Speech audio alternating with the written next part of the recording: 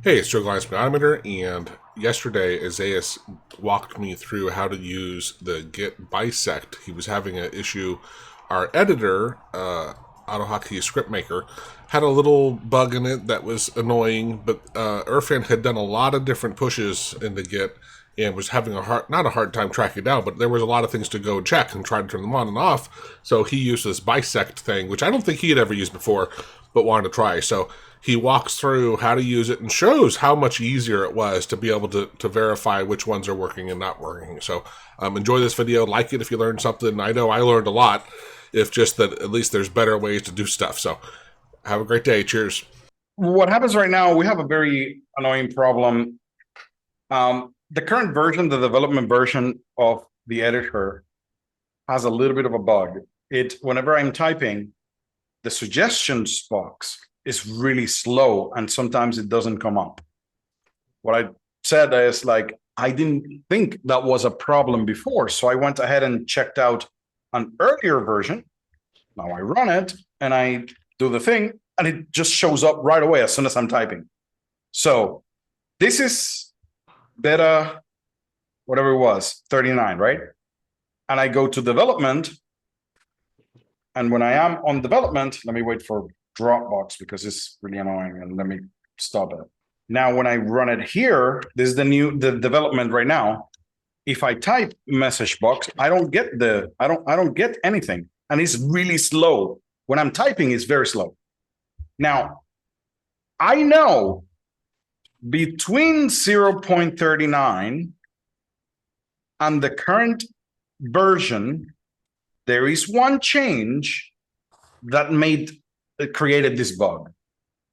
But look at all the changes that are there. I don't know which one it is, right? I don't know which commit created the problem. That's where there is a feature that Git has got, git-Bisect. Git-Bisect or bisect here, what it does is that it is exactly for finding which commit created the bug. It's just like, I'm not going to go one by one, right? So I cannot go one by one. Oh, is this the one? No. Is this the one? No. Is this the one? No. So I needed a better way to do this. Well, how it works is I tell it, look, this is the bad version. This one has a bug. And then I tell it, this one is the good version. So Git automatically will switch to a different commit and will ask me, does this one has the bug or not? And I'm going to flag it. Yeah, this one has the bug. Yeah, I get it. And it will keep doing that. But it's going to do it in a binary search approach, yeah. Which is really fast. Right? So I can do this at most like 5-6 times. It would be really fast. That's a feature that I have never used. I know it exists because, it's good to know what you do. But yeah, that's exactly it. You just say, okay, git-Bisect, where we're going to start, which is the bad or the new one, whatever. And then when you continue, you just mark one as bad or good, bad or good, bad or good. And then in the end, it will tell you, oh, this one is the one that is very likely that has the bug. Actually, not very likely. It will give you the commit. And when I see that commit, then I will look at the differences and I will say, oh, that's the line that is causing the problem. See what I mean? So for people like me, I don't know. So that's exactly it. So look, I would say git start. Where are we? So let me make sure that I am on the right spot. I'm going to be in development. This is a bad one. Let me git reset here. Oop. So we are in the correct spot. Oh, there's a file in there. Okay, no worries. Then I say git-Bisect. Oops, what happened there? I don't know. And then start. Okay, that's it. Now it's just waiting for good and bad commits. Then I would say git-Bisect good, and I will know that. I don't know if I can use a tag. Probably I can. how can I do that? 0.39.0, or I could just give it the commit mess number here. See that? So that number I can give it, copy the hash, and I would say this is good right there. Waiting for a bad commit, and now I will just say the current one is bad, I think. So this one is bad. Okay, so yeah, git-Bisect bad. There we go. So it now switched to one of the commits. I'm going to run my tool, see if the problem is there. This one is bad. So I'm going to say, okay, git-Bisect bad. It will continue. Look, 15 revisions left. So it just moved it for me. Do I have the problem? Yeah, I still have the problem. So that's not it. Git-Bisect bad. Now 7 revisions left. See? And so on and so forth until I find it. And I will at some point find what is happening. And once I find it, I will be able to figure out what the problem is. Oh, this one is good. So there we go. So this one is good. Git-Bisect, good. Now here, it already changed, switched to another one. Let me test it. This one is bad.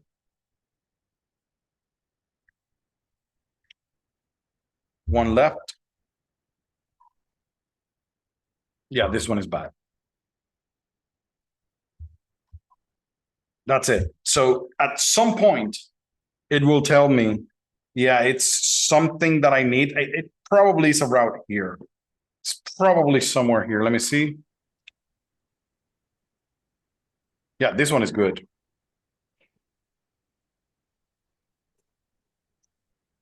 Yeah, and then it tells me, now that finished, this is exactly the first commit that is bad.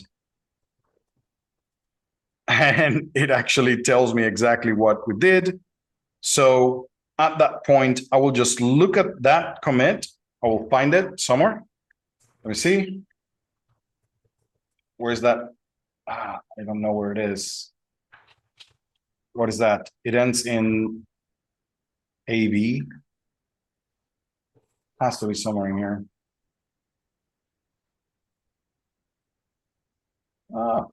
And I could just check the differences. I think, am I already on that one? Git status. Where am I? No, I'm not in that one. I'm in a different one. And now that I found it, I don't know what to do. So I said good, bad. And then it says, eventually we'll print the description of the first. We'll be pointing at that command and then clean up the state. You just do that. And by default, and then we just do that. So I know now which is the bad commit. Okay. So I know which one that is. Oh, look at that. I can show it. Fix suggestion starting with #. This is the one. That's it. So that's the one that caused the problem.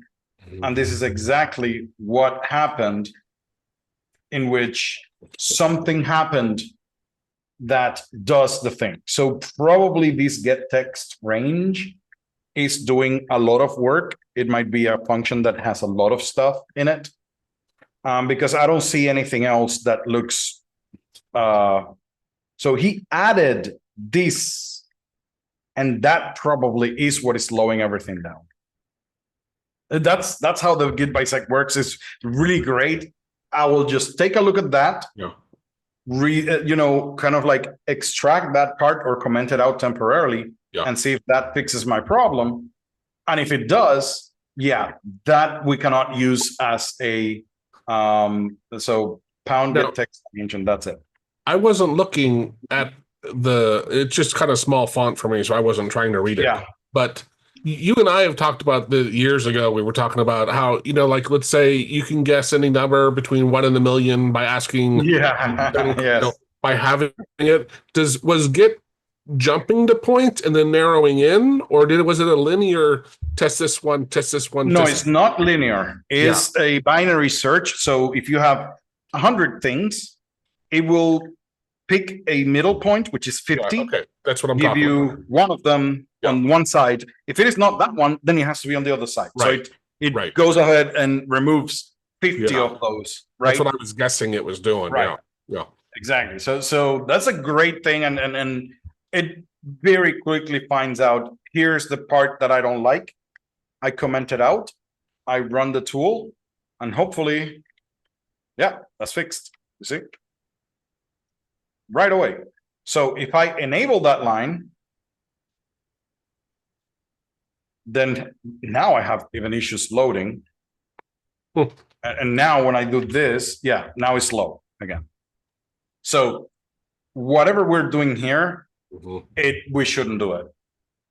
And the reason for this might be because the way how this is working right here, it's not how he's understanding. This -1 right here might be picking the whole document and not what he thinks is doing. Because if you start at -1, right, might give you the whole thing. And actually, I could just check on it like this by, yeah. Then I have problems even loading the thing. There we go. Now this is 0, and you do -1 on it, right? So that's going to be -1, and probably when you tell get text range -1, it would grab the whole document and do something strange. But that is the call, yeah, right there. So probably if I floor that to or min that or 0. So or no, max is it, I think, because I want, if it is a negative number, I do want to put 0 there, right? That might fix the problem just by clamping it. Yeah, there it is. So I just don't want to pass a negative number there. You could also say if it's negative, just make it 0. But you could use the max function to say between those two numbers, which one is the biggest one? The negative number or 0? Well, it should be using 0. That's the fix for that. And now I just commit that to the repository, and that problem is not going to be there anymore. Nice. But yeah, I mean, you can envision maybe there were, 500 changes, right? Yeah. And you were trying to pin it down. That would have been a nightmare, right?